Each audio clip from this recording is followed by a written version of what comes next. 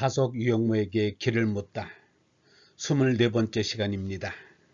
오늘은 20세기 초 서양 철학의 위력, 20세기 초 서양 철학의 위력이라는 제목으로 말씀드리겠습니다. 20세기 초 서양 철학의 위력. 아래서 우리는 유영모가 20세기 한국의 현대 철학자로서 손색이 없음을 입증해 보기로 한다. 그러기 위해서 20세기 초 한국의 시대적 상황을 살펴보면서 우리가 어떤 문제 상황에 처해 있었고 그 당시 지식인들은 거기에 어떻게 대응했는지를 고찰하기로 한다. 20세기 초 한국의 지식인들은 예래 학문인 서양 철학을 어떤 분위기 속에서 어떻게 수용하게 되었는지를 살펴보기로 하자. 한국의 서양 철학이 수용된 시점인 19세기 말과 20세기 초를 볼 때 그 당시에 지식인들이 접한 서양 철학은 그 다루는 주제와 내용에서 뿐만 아니라 주제를 다루는 방법에서도 기존의 학문과는 전혀 달랐다. 이 새로운 서양의 학문이 일본 학자에 의해 철학이라 불리는 것을 알고 이 땅의 지식인들도 그렇게 부르기 시작했다. 따라서 철학이라는 낱말은 그 태생부터 서양 철학을 지칭하기 위한 용어로 등장했다. 지난 100년 한국의 철학을 정리하는 사람들에게 항상 의문으로 제기되는 물음은 이런 것들이다. 2500년 나름대로의 문화적 사상적 전통을 가진 나라에서 소위 지식인이라는 사람들이 어떻게 하루아침에 자신들의 철학적 전통을 헌신짝 내버리듯이 내던져버리고 서양의 철학을 마치 익숙한 자기 것인 양 철학은 곧 서양 철학이라고 하면서 몰두할 수 있는가?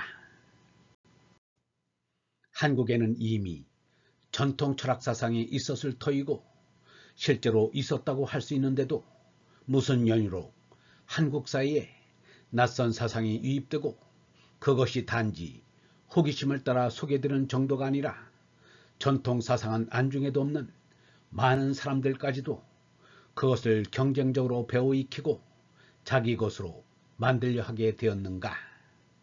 한국 철학의 1세대들은 놀랍게도 경성제국대학을 졸업했건 아니면 예국유학을 마치고 돌아왔건 간에 별다른 차이 없이 서양 철학을 전혀 낯설게 보지 않았다.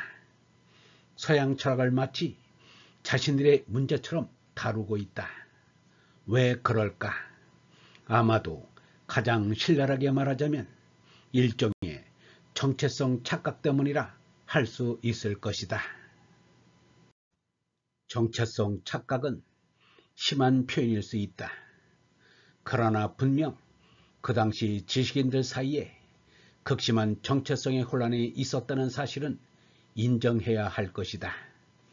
세계를 보는 눈, 인간 자신에 대한 이해, 삶을 이끄는 윤리규범 등이 밑바탕부터 전복되는 변혁의 소용돌이 속에서 정체성의 혼란을 겪지 않았다면 그 사람은 인간이 아닐 것이다. 철학을 시대의 자식이라고 하지 않는가?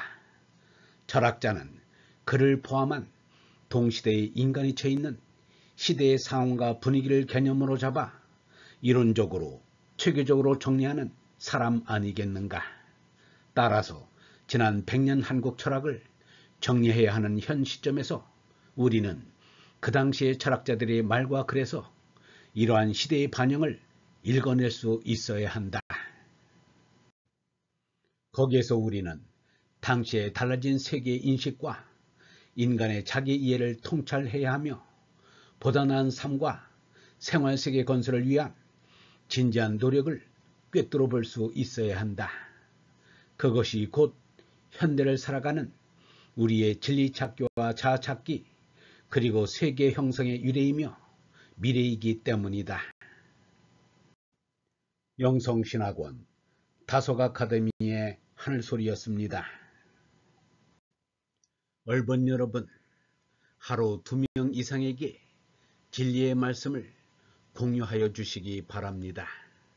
하늘나라가 우리 시대에 우리의 힘으로 펼쳐질 수 있습니다.